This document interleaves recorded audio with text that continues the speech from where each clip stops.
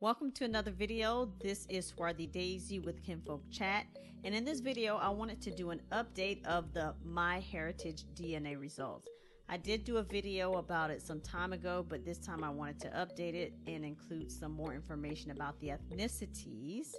What I did was I took my raw DNA profile from 23andMe and I uploaded it to MyHeritage. So this is the result of doing that process. So basically they processed it with their database, their samples, and this is what they gave me as far as results are concerned.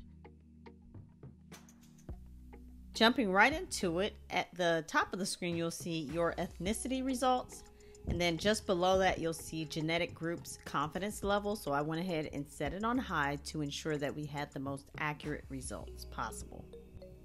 Taking a look at the first ethnicity estimate, we have Nigerian at 44.8%.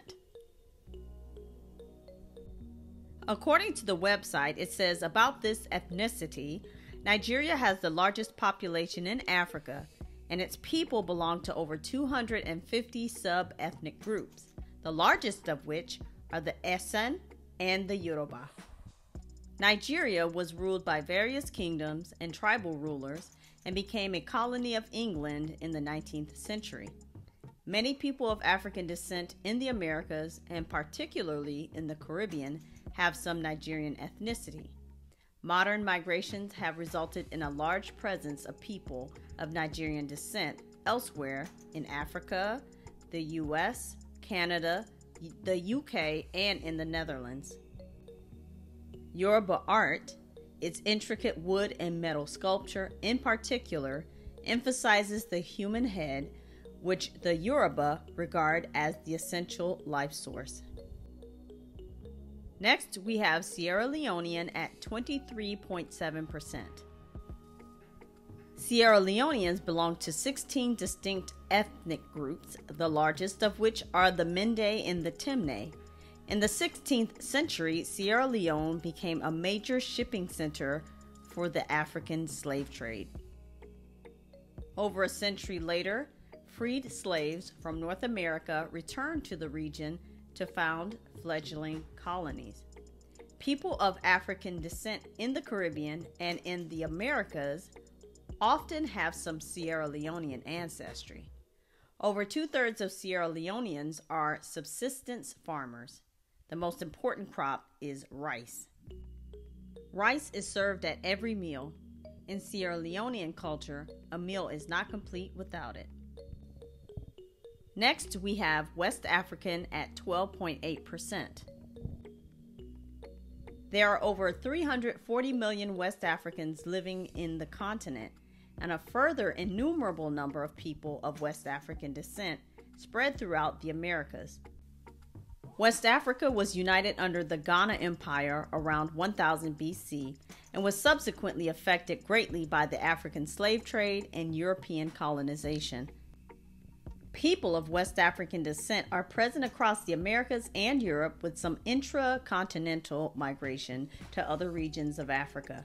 West Africans developed a rich storytelling and praise-singing tradition, with bards serving as historians, charged with transmitting information about royal lineages from generation to generation. Next, we have Kenyan at 8.8%. People of Kenyan descent have inherited a high, diverse genetic heritage from a region that is home to almost every major ethnic group found in Greater Africa. The majority of Kenyans belong to various Bantu subgroups. People with Kenyan ethnic roots are also found in the islands near Kenya, including Madagascar, Seychelles, Comoros, and Réunion Island in the Indian Ocean. Major migrations over the last few decades due to economic and political instability have resulted in large Kenyan populations in the UK, US, and Australia. Kenya has produced a disproportionately high number of elite distance runners, most of whom are members of the Kalenjin tribe. Next, we have North African at 3.3%. Many people from the North African region known as the Maghreb or Maghreb, which encompasses modern-day Morocco, Algeria, Tunisia, and Libya, trace their roots to the Berbers of antiquity.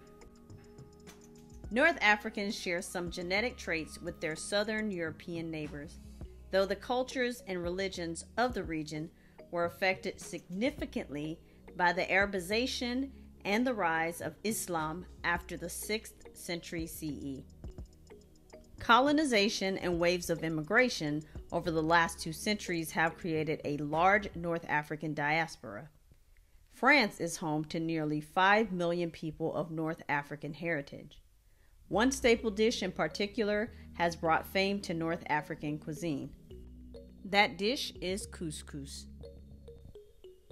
Now we have Central African at 2.8%. The largest segment of the Central African population belong to the Bantu subgroups. The Atlantic slave trade between the 16th and 19th centuries shipped Central African people to the Americas, and their descendants make up a large percentage of the population in the Caribbean, Brazil, and the U.S. There is archaeological evidence of human habitation in Central Africa dating back at least 100,000 years. Central African pygmies have an ancient indigenous lineage presenting an extreme genetic divergence from all other human populations. Scandinavian, 2.4%. Scandinavia is a region of Northern Europe that includes Sweden, Norway, and Denmark. Scandinavian people share a common North Germanic heritage.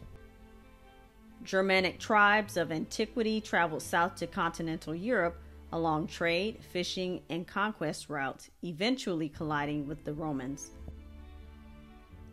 Migration from Scandinavia to other parts of Europe began centuries ago. In the Middle Ages, Vikings, Norse seafarers, who raided and traded from Scandinavia across large swaths of Europe, left their genetic mark throughout the continent. The Vikings also traveled westward into Greenland and further into a region of coastal North America that they reached in the 10th century and called Vineland. This may refer to Newfoundland.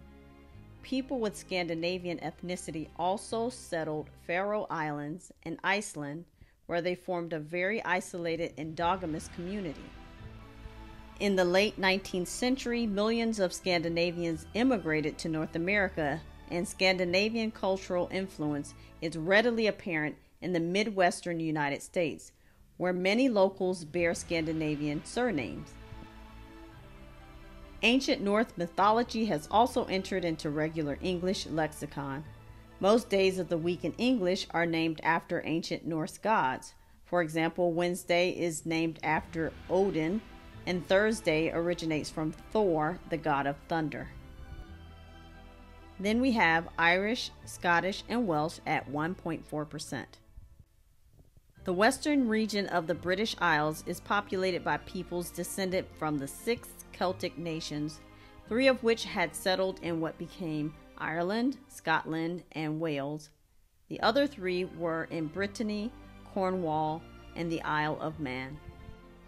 Each of these 3 nations has spoken some variant of its original Celtic dialect continuously.